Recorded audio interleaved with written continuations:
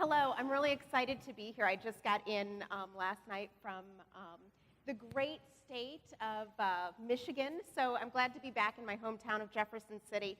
As Gus said, I am Rebecca Gordon, and I got involved in the nonprofit world really going on 17 years ago by taking a duties as assigned job as an AmeriCorps member right after I got out of college. And I started that job, and day one, they came in, and I sat down, and my boss said, "Oh, I am so glad you're here. We have this really big event in 3 weeks, and we've raised no money for it. And that's going to be your job. Good luck." And I kind of looked around, and I thought, okay, I don't know anything about this organization. I'm pretty young, and you want me to raise a lot of money. How do I do that? So I'm going to grab the clicker. So I kind of got started. What I'd like to know, because I'm pretty sure this is a pretty big answer, how many of you all are on a board for a nonprofit organization? How many of you have volunteered for a nonprofit organization? Should be pretty much everybody, because you're all leaders. Currently, I'm the president of the Central Missouri Foster Care and Adoption Association. I'm doing a little bit of plug, because I'm really, really proud of us. Our executive director is here, and we have got so many board members. Not only is Tanea, who owns G2, on our board, but we've got Katie and many, many others, and we're glad to be leaders here. So I just wanted to, I was looking around, we got a lot of committee members and different people. Aaron, I agree with you. This is one of the complicated ones.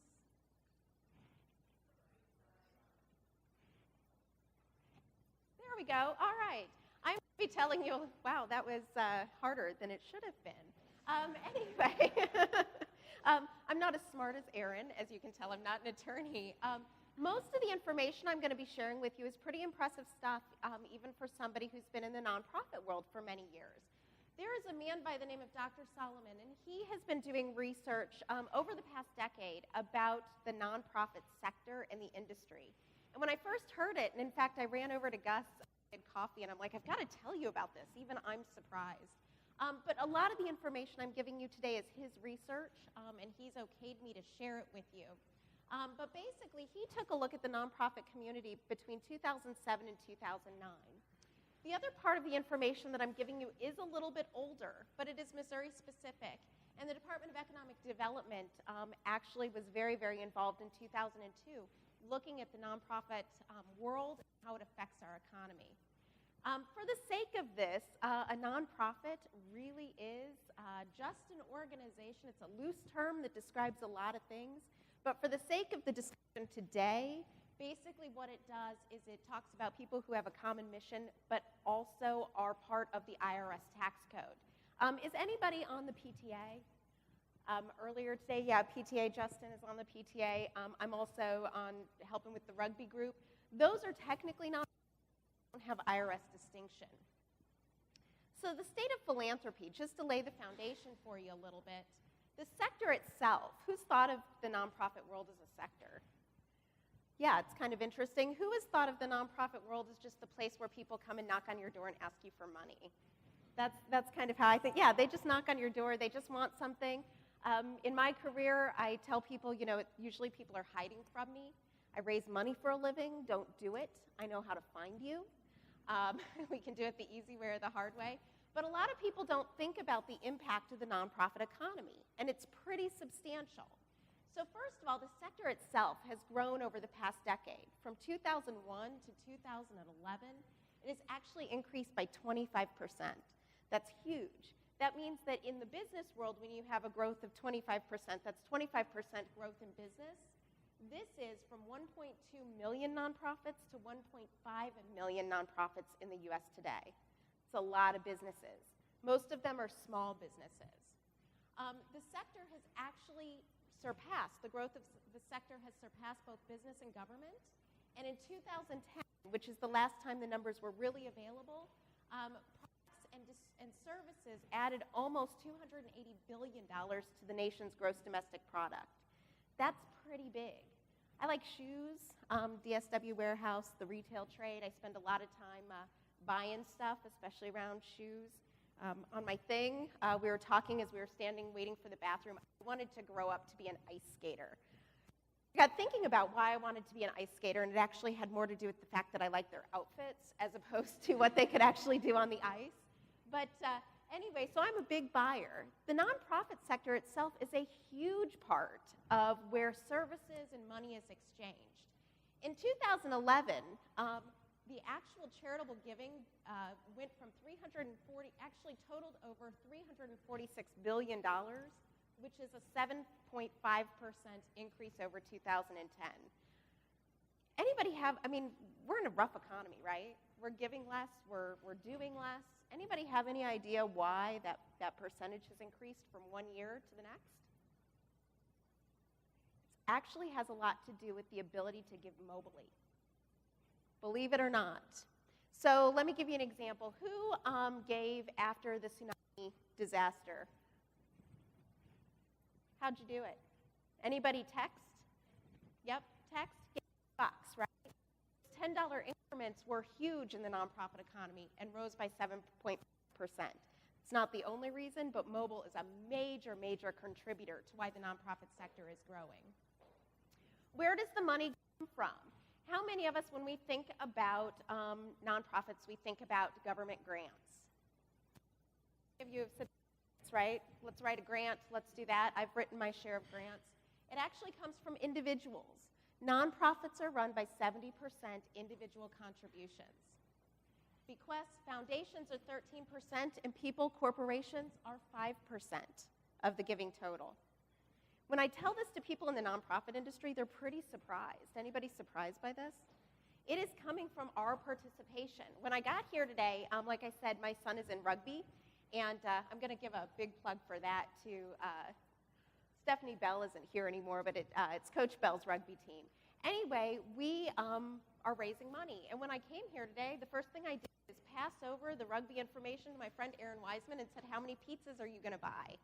It is a big contributor. Those individual dollars count. We are a major economic force. So those are the dollars coming into the nonprofit world, but it's not just about that, it's about jobs. When we talk about the economy, when we talk about it in business, we talk about jobs. There's a presidential election going on right now, right? Anybody notice? Who's living and breathing it? A lot of us are, right? What is the discussion about? It's about jobs. Where are the jobs? What are we doing in our economy? That's what it's about. The nonprofit sector is a major force of those jobs. We actually employed 10.7 million people in 2010. We've actually grown by 2% since then, so it's a little bit more than that.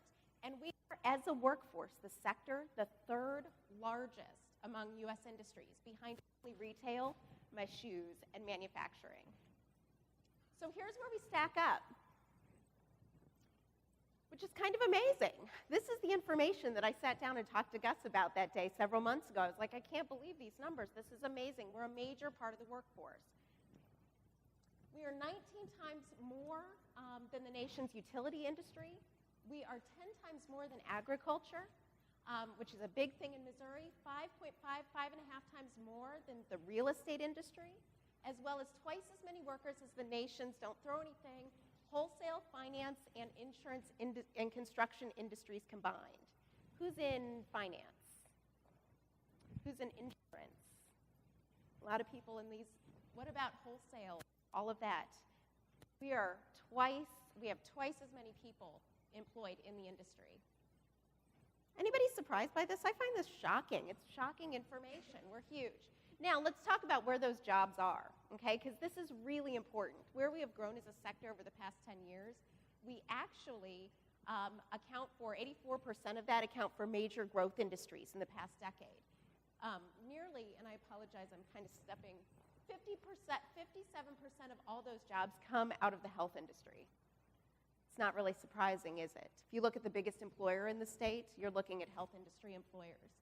15% are in education, and 13% are in social assistance. So in Missouri, so that's great, those are national numbers. How do we stack up?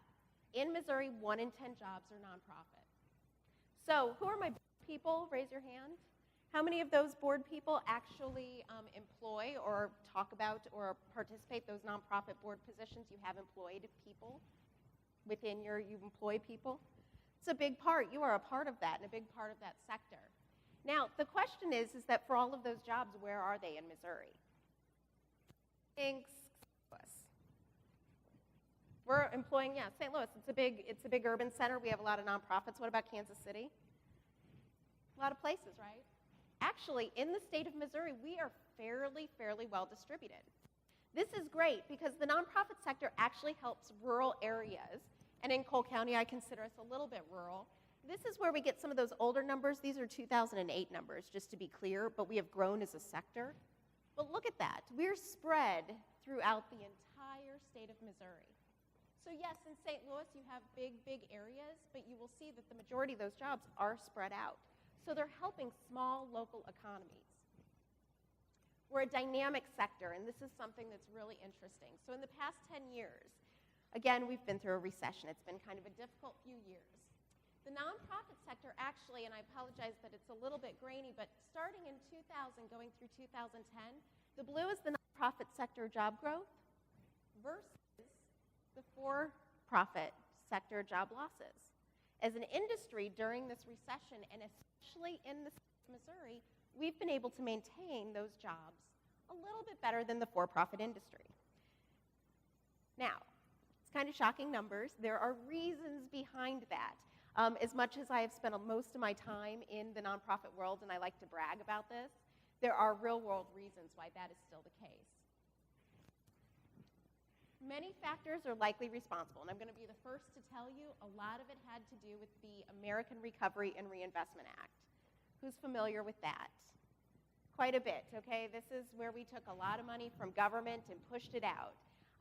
Again, it doesn't matter which side of the aisle you're on. I spent many hours sitting down the street at the Truman Building, handing that money out to nonprofits that we were able to keep people employed in rural areas. That bolstered the nonprofit economy during a period of time. It was about 18 months in Missouri, and it kept us able to keep those jobs in those areas. Above and beyond my inability to be able to use a clicker, in the field of service, beyond the government spending, it has a lot to do with the work that we do. Okay, so the nonprofit edge comes from the characteristics of organizations and the fields in which we serve.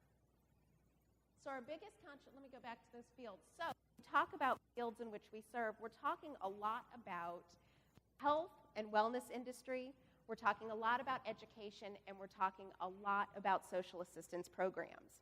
In the next decade, that's going to change quite a bit because for-profits are getting into those growth industries. So it makes a lot of sense. Nonprofits were very well positioned to get involved in those industries during our years in the past decade. They are now getting ready to step back a little bit, and for-profits are really going to take a step up. But overall, and I'm going to keep this fairly short because I can smell the food and it's killing me up here. Anybody else just dying? They did a good job. It smells great. The nonprofit sector represents a significant amount of employment and wages in the state, but it also contributes to the quality of life issues. How many of us are involved in chamber activities? I know a bunch of us. Even this today is really about our community. We're clear that everything is local. It's coming back around. It's becoming more local again, where it had not been before. The nonprofit sector itself is actually a major contributor to being able to make things local, to being able to help the Jefferson city economy and everything else. We want to make sure that Missourians have access to quality health care, education, job training, social activities, and recreation. What does this do for our community, and what does this do for us locally? To be honest, it does a lot because it allows us to go to those businesses who are seeking a place to call home and show that we have a robust community for them to come and live. And so the nonprofit sector just wants to be recognized for our contributions and be able to help as we build our communities. So what do we sell? We certainly sell healthcare and all of those things, but at the end of the day, the reason we do a lot of what we do is because we sell not feeling good. I'm sure Erin feels great. She bought 2 Shakespeare's pizzas today. She feels really good about it. At the end of the day, it's what keeps us as a sector thriving and healthy. If you have any questions, I'm 5 minutes early. I hope that helped get us back on track. Thank you guys very much.